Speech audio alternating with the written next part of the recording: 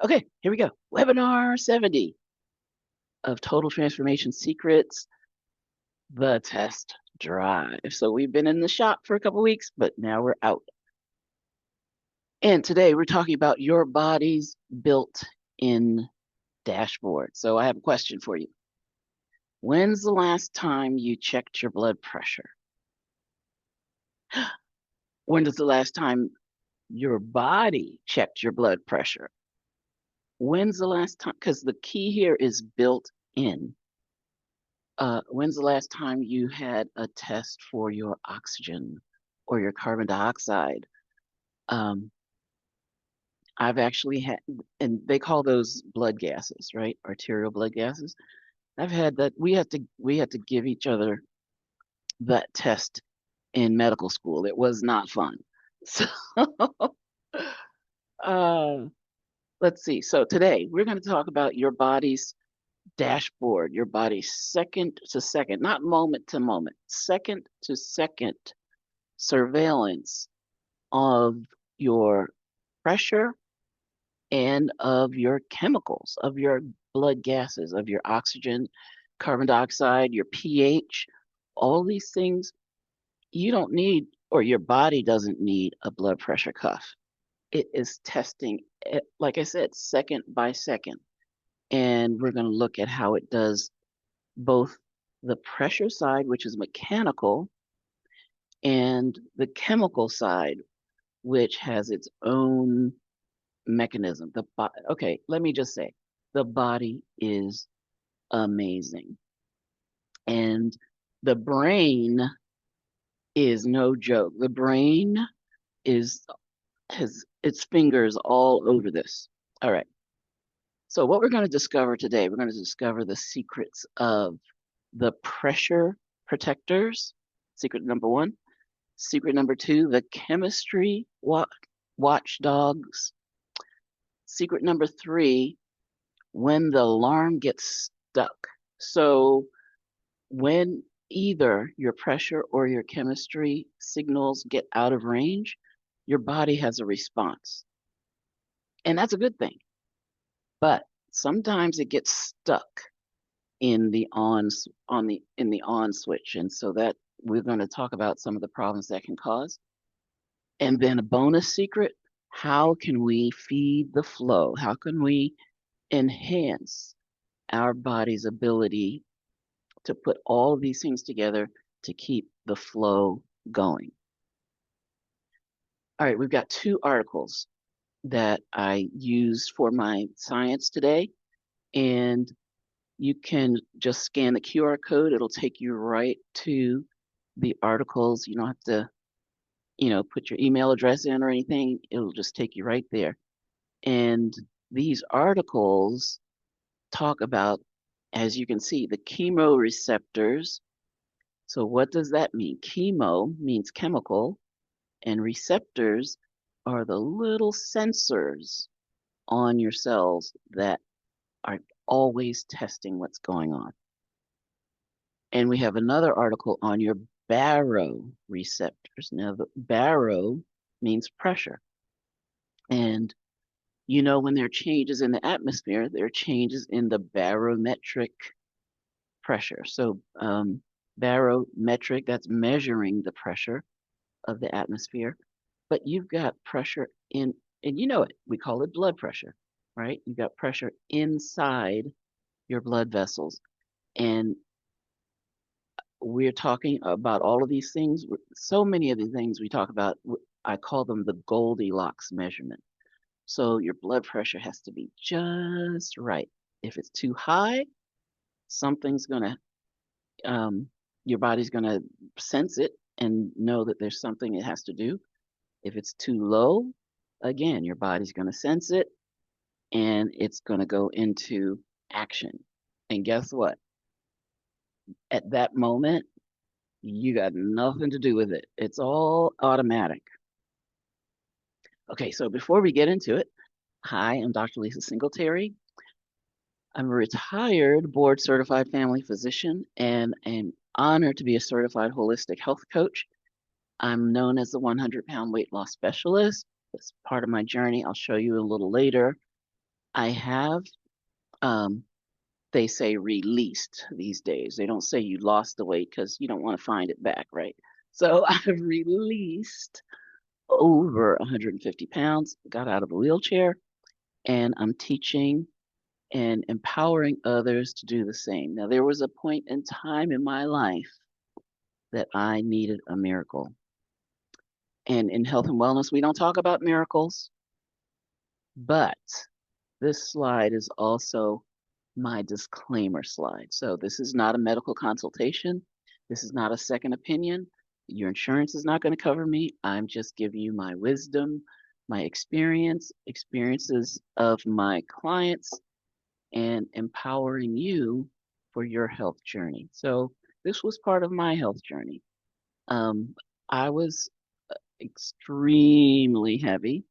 And then in March of 2014, and the very next month, I was introduced to one nutritional product. And with uh, 8 months on that product, I'd lost 85 pounds without really doing anything different, just letting the product work in me, letting the nutrition feed my cells. And then I learned, oh, there's more than one product in the company. And so I added some more products. I um, changed my diet, and I'm still on the journey today. But uh, when I saw these results happening in me, I said, you know what? This will probably help more people at the core of their health and wellness than any prescription I could write. So, and that's a general statement. That's not, across the board. That's not a claim. It's just my impression after seeing the power of nutrition, because they didn't teach me this in medical school. So, in studying my journey, I realized that there were 5 M's that helped me in my transformation: mindset, macronutrients, micronutrients, motion, and measurement, which is why Tony and I are wearing red shirts today, because we're talking about measurement. But actually, we're talking about all of them, right? Because we're talking about the micronutrients, what's going to help the chemoreceptors, and the um, motion, the activity that we can do to help the blood flow, our mindset. All of this, all of it relates to today's topic. Okay, so secret number one. So we're talking about pressure, and we're talking about chemicals. We're talking about oxygen, say, oxygen, carbon dioxide, pH.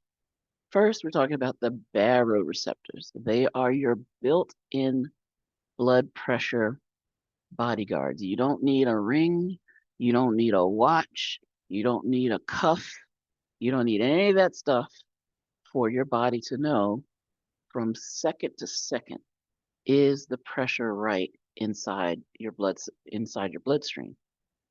So, and these detectors, they're located in a very specific area of the body. I don't remember if I have a good picture of it on this one. But where they're located are right in the place, it's called the aortic arch. And when your heart pumps oxygenated blood out to the body, the first place that blood goes to is the aortic arch.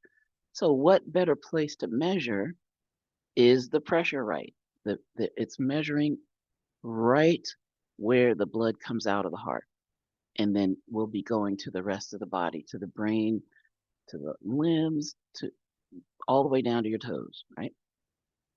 And the way it detects, it's called stretch receptors. So just imagine a balloon, right? What has more pressure, a balloon that's halfway blown up or a balloon that's all the way blown up? There's a lot more pressure when the balloon is all the way blown up and it's stretched out. And that is just what your body detects. in your baroreceptors. And what happens? Um, if there's not enough pressure, then your brain is going to say, hey, we need more pressure. We need more flow up here. You know, don't mess around. So immediately, like your brain triggers a response. And that response might be, have you ever heard your mother or someone say, don't stand up too fast? Or you might have experienced it. You're lying down in bed and you jump up and you feel, woo, a little woozy. That's your brain saying, oh, the pressure dropped when you stood up. So sit down. We got to let the pressure normalize, right? We got to get up a little more gradually. That is your brain saying there was a drop in the pressure. And if that pressure drops too much, your brain is going to drop you because it's easier for blood to be pumped from your heart to your brain when you're horizontal than when you're standing up. So your brain knows that. And so it's like, okay, you can't be standing up right now. You have to be horizontal so I can get all the blood flow that I need. Your brain is a little selfish like that. But hey, it keeps everything else going. Um, but it will also, if the pressure gets too low, your brain will shut down everything else in your body and just to force the blood up to your brain. So it's like I said, your brain doesn't mess around. So the pressure sensors link via nerve pathways directly to your brain. So not only we're going to talk about the baroreceptors, which have an immediate response, but there are also chemoreceptors, and that's called the carotid body. And like I said, I can't remember what picture I put in here, but the chemoreceptors are secret number 2. Boom, boom, boom. The chemoreceptors detect, okay, what's the oxygen level? They call that a blood gas, right? Oxygen is a gas and it's in your blood, carbon dioxide. But it also detects pH. And all of those have to be in a Goldilocks situation. You don't want too much, you don't want too little. It's got to be just right. So some of you might know this number that the pH of your blood stays or needs to stay between 7.35 and 7.45 in that range, which is just a little bit alkaline. And guess what? Your body it has multiple ways of making sure that that pH level stays right in that zone. If it detects something that's if it detects a pH that's outside of the zone, it's going to make you urinate acid out more. It's going to make you breathe more. It's going to, right? It's a very delicate, a very sophisticated mechanism to keep you in that range. But guess what? If you have triggered that,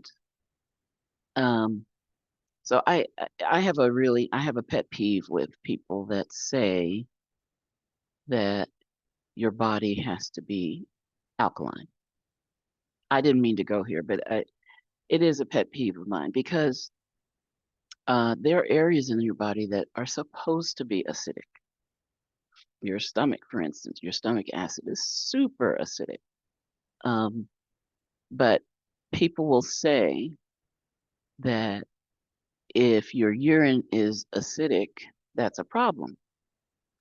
Not really. Your urine being acidic is showing that your body's working to get rid of the extra acid. It's got to go somewhere, so it goes in your urine or out of your breath.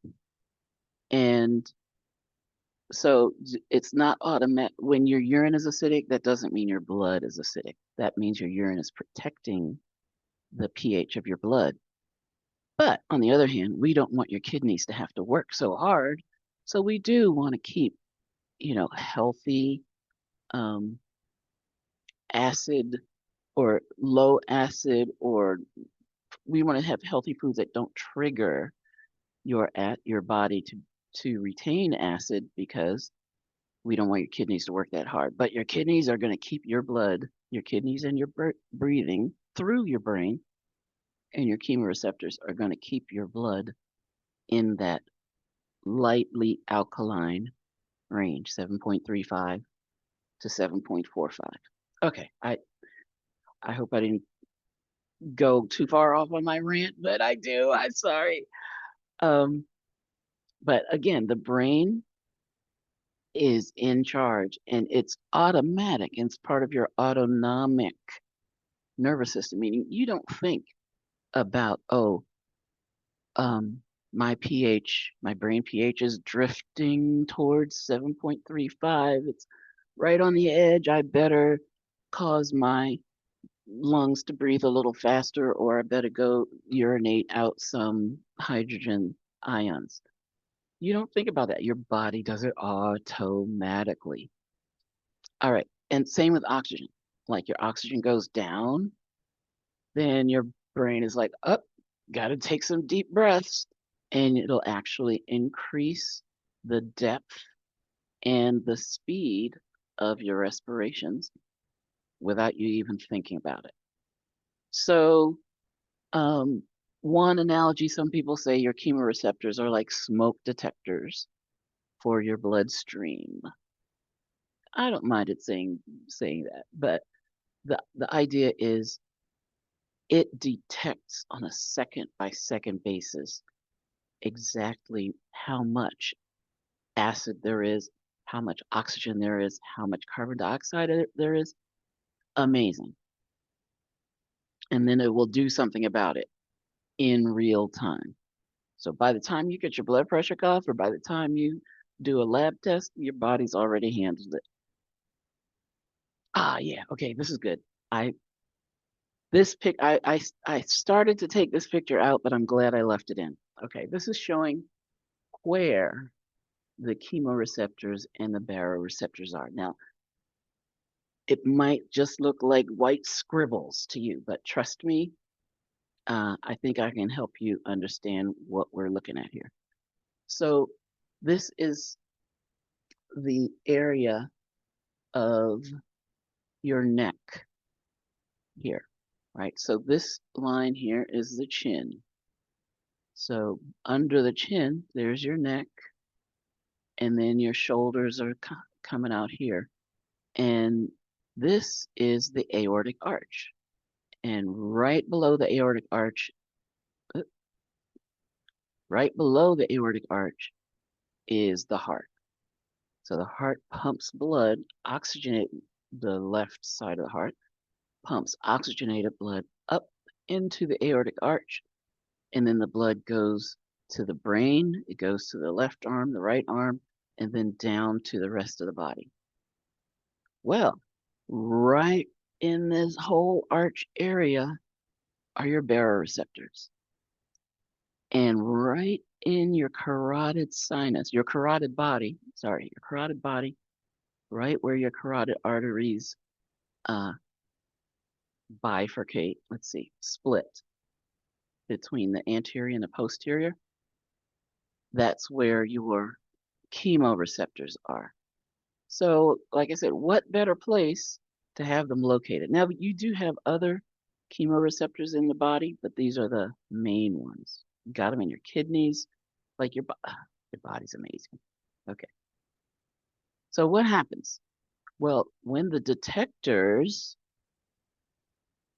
the cells of the detector cells or the receptors detect that we're not in the right range, right? There's too much um, uh, acid or there's not enough oxygen, then those cells trigger a signal that goes right up to the brain.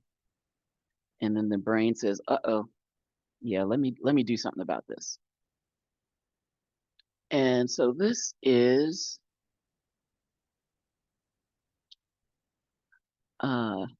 we're looking at secret number 3. So let me see. Oh, okay. This is the mechanism that the alarm system goes through. So let's see. An oxygen level drops. And then in those sensitive cells that have the receptors, potassium channels slam shut and the cells depolarize. It sends a chemical messenger. That messenger releases even more chemicals, and then that sends a signal up to the brain. And then what does the brain do? It says, hey, heart, pump harder. We need more blood delivered. It says, hey, lungs, we need you to breathe faster and deeper. We need more oxygen up here. It says, hey, blood vessels out in your legs, in your arms, tighten up because I can't give you so much blood flow right now. We need the blood pressure to come up into and to pump more flow to the brain. And that happens almost instantaneously. Okay, secret number 3. Let's go back just here. So when your body adjusts to these conditions, whether it's too much hydrogen, too little oxygen, too not enough pressure, it will make these adjustments and then go back to normal, right? It turns on these mechanisms, and then it turns them right back off because it's made the adjustment and things are back in normal. Everything is just right. But sometimes, and that's secret number 3, that alarm system, that trigger mechanism gets stuck. And it makes your system too reactive, and it also sets up chronic stress. And chronic stress from repeated oxygen dips, when could that happen? Well, people that have sleep apnea are at risk for this. Or your sensors might be overreactive.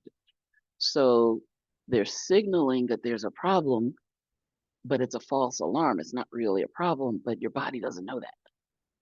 Or you're not getting enough sleep. Because when you sleep, then your system calms down and can re-regulate. So a louder alarm or a prolonged alarm is not a healthy alarm. So what we want to do is let the system work the way it's supposed to work. Let those switches come on, let the mechanism work, let the mechanism adjust, and then relax back to normal. So when the alarm gets stuck, what can happen? Your body is in a stress state. Your body, whether it's real stress or I'm not going to say imaginary stress, because stress is stress. But if it's not a physiological stress, right, then your body's thinking, danger, danger, Will Robinson, right? And your system can become exhausted. So we need to break the cycle so that we're not in a chronic, stressful, triggered situation. Because what happens eventually, if the heart's working too hard, constantly, chronically, we can have congestive heart failure. If your blood pressure is dangerously high, your capillaries are at risk, especially your glomerular capillaries, right? We talked about your kidneys having this high pressure capillary system that's at super risk when your pressure is too high.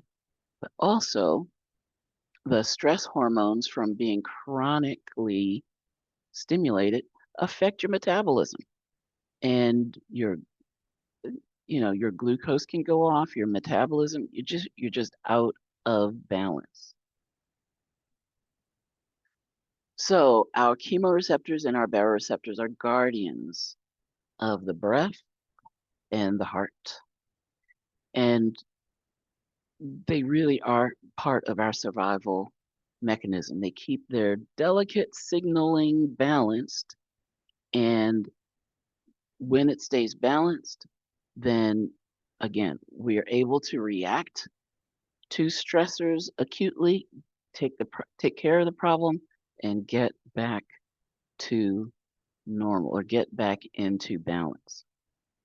And what could we do to help that? Maybe there's something we could do, and that's bonus secrets. Our bonus secret for today, we want to feed the flow.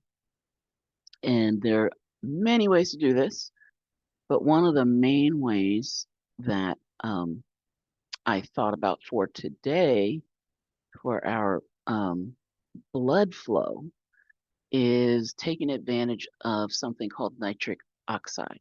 So we've talked about good foods and bad foods, and we talked about eating the rainbow, the phytonutrients, and this is one of the key ways that we can help um, our monitoring system by making sure that we have enough nitric oxide in our system to help with our blood vessels to keep the flow. So beets, leafy greens supply the nitrates, and then the body converts them to nitric oxide. And that makes your blood vessels more supple. It makes your red blood cells more flexible so that they can do all the bending and folding that they have to do. Also, other leafy greens, right? Arugula, spinach, celery, but also motion. So sometimes I've seen recommendations that when you sit up, before you stand up, work your calf muscles and start getting the pump, your mechanical pump, to pump blood back to the heart. So it's not pooling down in your legs. And that's part of the motion healthy habit. Other healthy habits all support flow, right? We need flow in our respirations. We need flow in our blood vessels. We need flow in our nervous system. We need flow in our gastrointestinal system. Flow is, for me, one of the main pillars of health. So, how can we help the flow? We need to we can take advantage of what we know about the 5 steps to nutritional completeness. Step 1, avoid the bad foods. We do not want to cause inflammation in our bodies, right? We want to eat foods that reduce inflammation and that give us the best for our bodies. Step number 2, no matter where unless you're in a blue zone, right? Then you are in an area that is missing some major ingredients from the soil. So no matter whether you're eating organic, farm to table, sustainable, right? You're going to be missing some of the 90 essential nutrients. And so we have to supplement. Step 3, I think step 3 is my favorite step, right? The antioxidants, the adaptogens, anti-inflammatories, all the things in nature. You've heard of super juices, super ingredients that are provided for us to help keep the balance in and keep the flow. Step 4, gut health is so important. You are not what, so there are two things. It said that you are what you eat. No, you are not what you eat. You are what you absorb. But the other thing, the other contradiction to that statement, you are not what you eat. You are what you eat eats.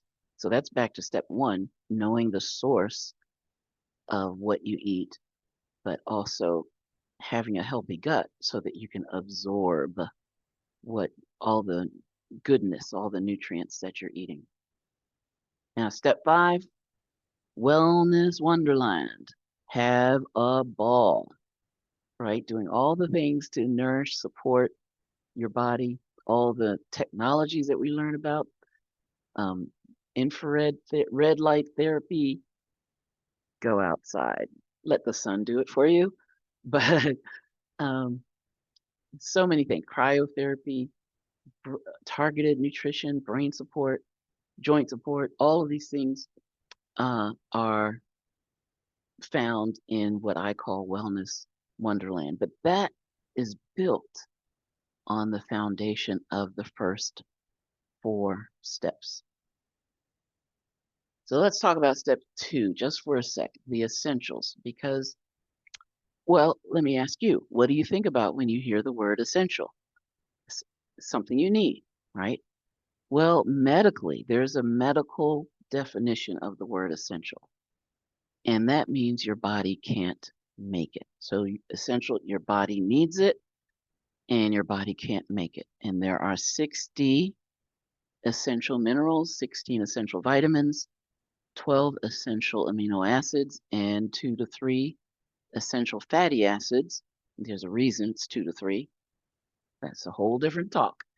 But these are things that are not made by your body. So you have to take them in one way or another.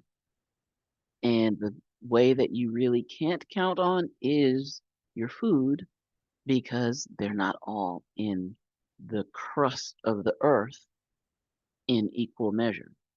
So, like I said, even if you're organic, local, farm to table, all the good things, that if it's not in the soil, it's not in the food. And if it's not in the food, it's not in you. So we have to supplement. All right. So what are some wins? Well, win number 1, when you're going from lying to standing, have that middle posture in there, sit. So lie, sit, stand.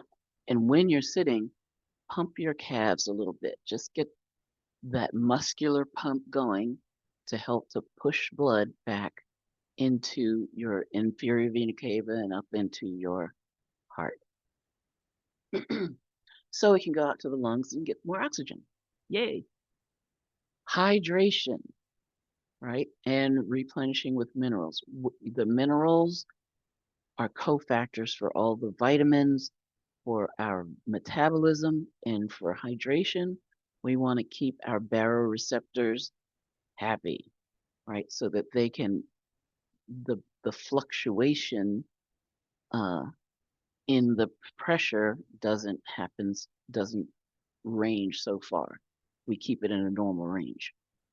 Oh, there we go. Wake up your calf muscles, walk, do calf raises, because that, just the muscle squeezing against those blood vessels in your legs help to push the deoxygenated blood back into your heart.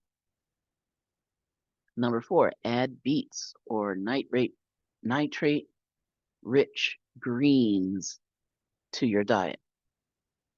You know, our main mantra, protein and produce. And in that produce area, there's so many beautiful colors. There's so many beautiful green vegetables, fruits that we can take in, but we still have to supplement, right? And know to keep an eye on if you're feeling dizzy, lightheaded, If you might not know you snore, but if someone complains about your snoring, or if you wake up and you're not rested, a lot happens in your sleep. Your body's not just idle in sleep. Sleep is a very, very important time for your body. Okay, so what is one win that you'll try this week?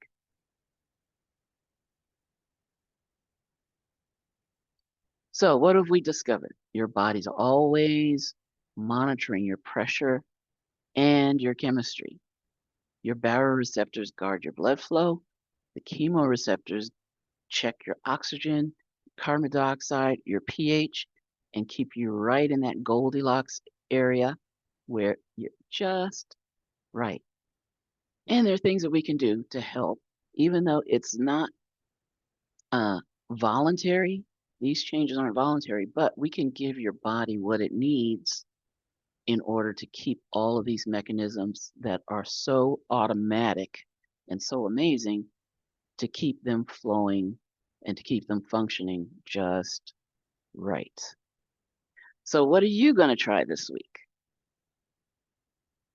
All right. Well, your next step might be, while you're deciding, to join the new Elevate Your Health community.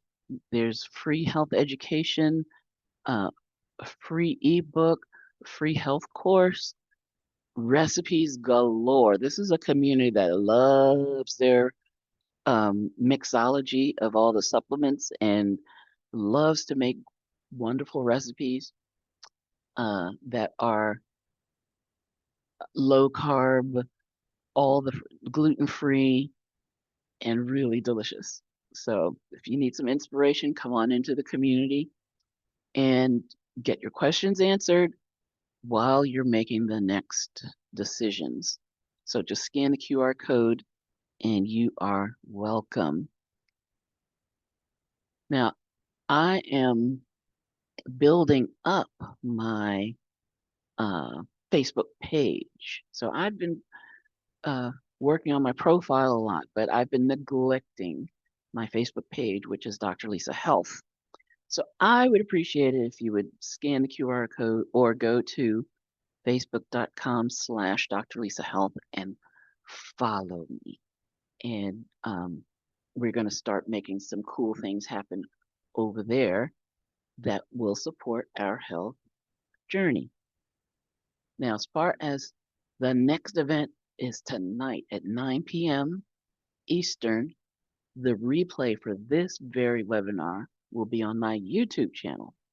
And if you scan that QR code, it'll take you right to the channel, or go to YouTube and search for Dr. Lisa Singletary. And I will be live. The premiere will be at 9 p.m. Eastern. I'll be live in the comments. So if you think of some questions between now and then, or if you just want to come back and have some fun with me in the live comments, I welcome you to join me. Now, some of you are here. This is a little meta, but you're here on the YouTube, but you want to know, hey, I want to get in on the live action. So you can register to join us for the live version of Total Transformation Secrets every Saturday at 11 a.m. Eastern. Registration is now open. Just scan that QR code. And there we go. We are shedding light on the secrets. The red Corvette's getting ready to ride. I'm so glad you're here. I love you all. And those of you who are live, stick around. We're going to have our little post soiree chat to have a little fun. So I love you all. Mwah.